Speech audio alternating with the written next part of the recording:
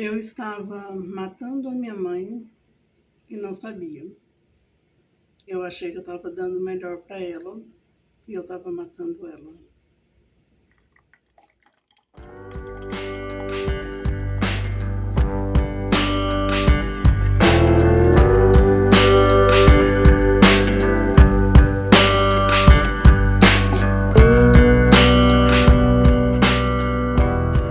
Oi, gente, bom dia, tudo bem com vocês? Eu tô bem, graças a Deus. Obrigada a você que está aqui comigo desde o início e você que está chegando agora. Prazer, eu sou Tereza Mesquita. Tô aqui, ó, comendo meu ovinho e ele fica todo bagunçado assim, gente, porque eu destruo a gema. Não gosto de gema mole, de gema sujando o meu ovo de jeito nenhum. Para você que está chegando agora, eu sou Tereza Mesquita e hoje nós vamos conversar um pouquinho enquanto eu tomo meu café. Aqui em casa tá assim, ainda continuo usando dele lá fora, ele é só tipo botar um pano ali porque a claridade tá assim absurda. E não tem como fazer muita coisa. Hoje eu estou pensando em começar a lavar umas louças para quando tiver tudo pronto, pelo menos as louças tá limpas, mas ao mesmo tempo eu fico pensando, lava e mexe com poeira, aí suja tudo de novo, vou gastar água à toa. E a água aqui tá bem cara, gente, não tá dando para brincar. Mas então, lembra que eu fiz um vídeo dizendo que eu e minha família adotamos a minha mãe? E no nosso coração, isso era tão real, isso era tão verdadeiro. Na minha mente, eu estava fazendo o melhor para minha mãe. Não só na minha, na mente da minha família também. Foi tudo conversado. Até para ela. De início ela ficou bem feliz. Estava correndo tudo bem. Só que com o passar do tempo, a minha mãe foi ficando triste.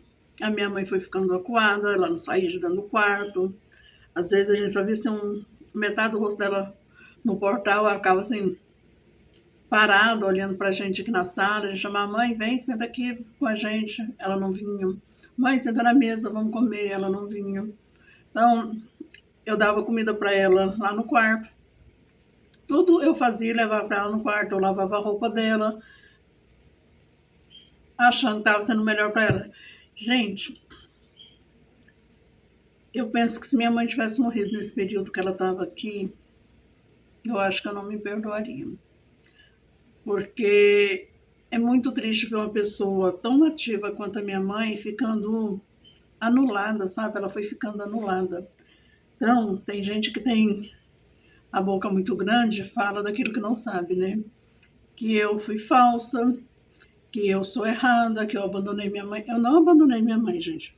Houve um momento que eu perdi a paciência, a gente discutiu, mas assim, isso é uma coisa que sempre aconteceu na nossa vida. Eu e minha mãe sempre, quando uma coisa não vai bem, a gente discute até esgotar o assunto.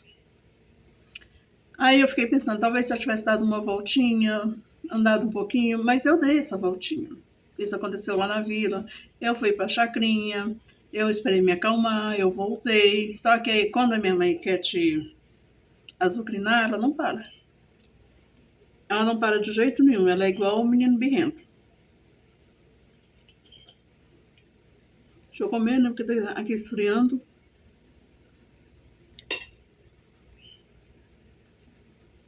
E esse período que ela ficou na casa de um irmão meu, depois ela foi pra casa da minha irmã, agora tá na casa de outro irmão que é em outra cidade.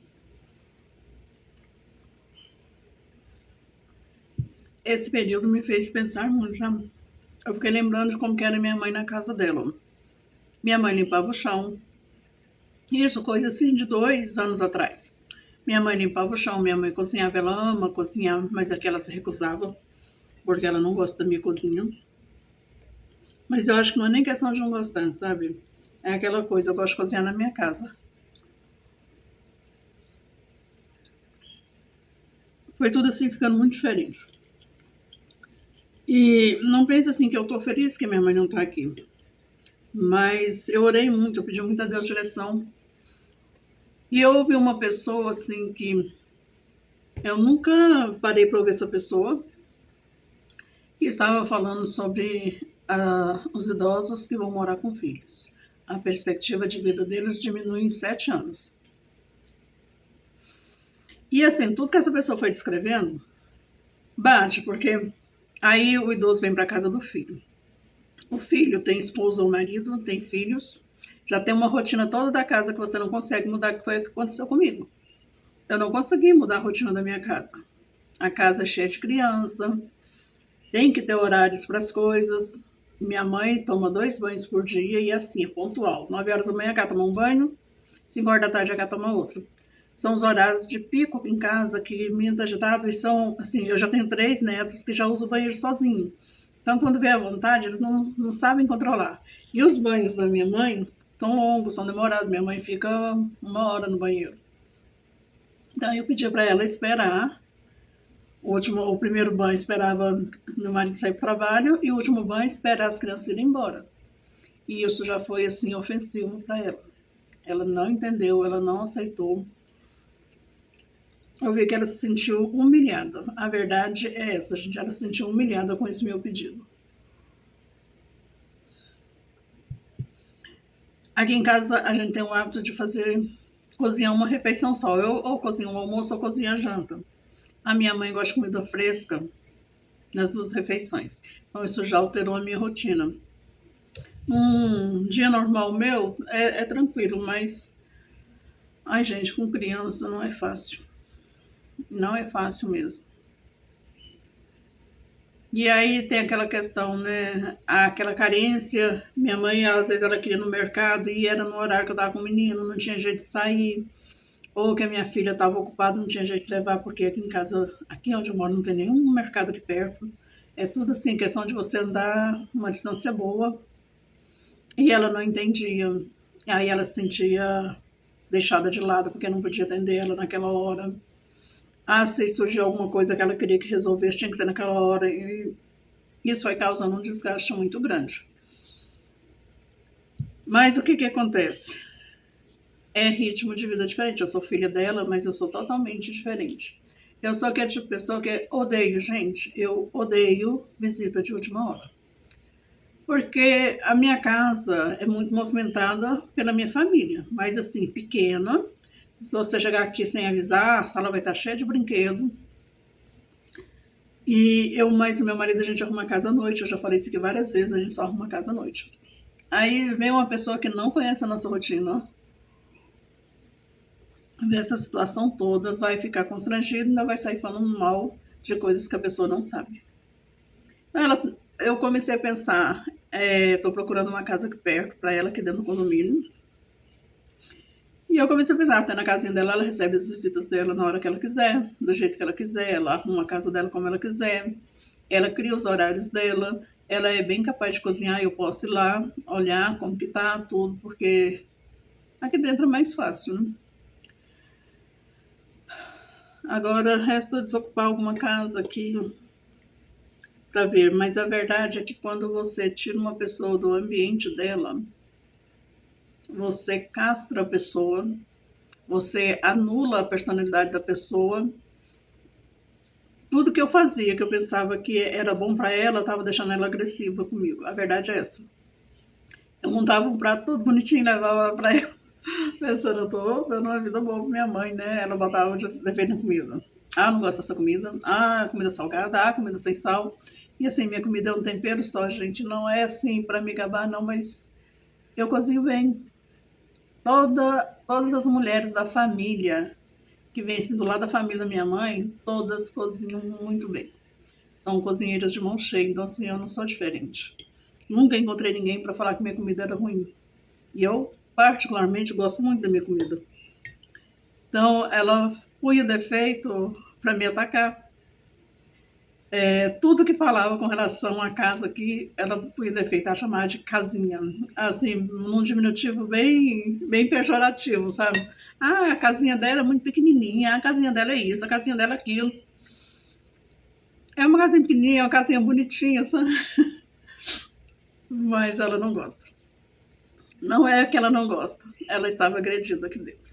Tudo que falava, tudo que fazia. E olha que minhas filhas nunca desrespeitaram ela, sempre tratou ela bem. E os netos, sabe, é bisa pra lá, é bisa pra cá, eles sentem falta dela. Meu marido, eu me surpreendia com a paciência dele. Eu acho que a idade fez bem pra ele, porque quando era mais novo, ele, mas minha mãe não se bicava, não.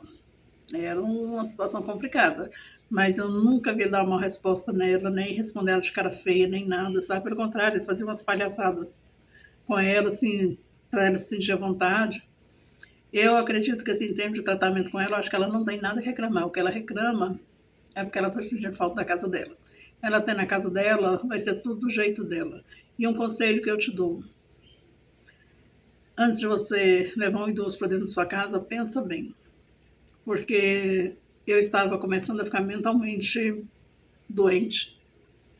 Porque você faz e não tem retorno. Nunca agrada. A pessoa nunca está satisfeita. Mas não é que a pessoa é ruim. A pessoa está fora do ambiente dela. Porque é minha mãe, é minha família, mas eu saí daquele ambiente e criei a minha própria família. Então, já para ficar junto, só se a pessoa não tiver condições mesmo de se cuidar sozinha. Mas ela ainda tem. Ela ainda tem e ela é danada, viu? Então, não cometa o mesmo erro que eu cometi, porque a gente mata nossos pais se a gente não entender essa situação, sabe? Eles ficam mais nervosos, mais agressivos, ficam depressivos, perde a vontade de viver. Enquanto eles conseguirem, e se não conseguir, você for capaz de ir lá na casa deles cuidar, deixa eles na casa deles. Eles precisam. E eu falei isso para as minhas filhas, olha, essa experiência que sirva para vocês. Nunca me tire da minha casa.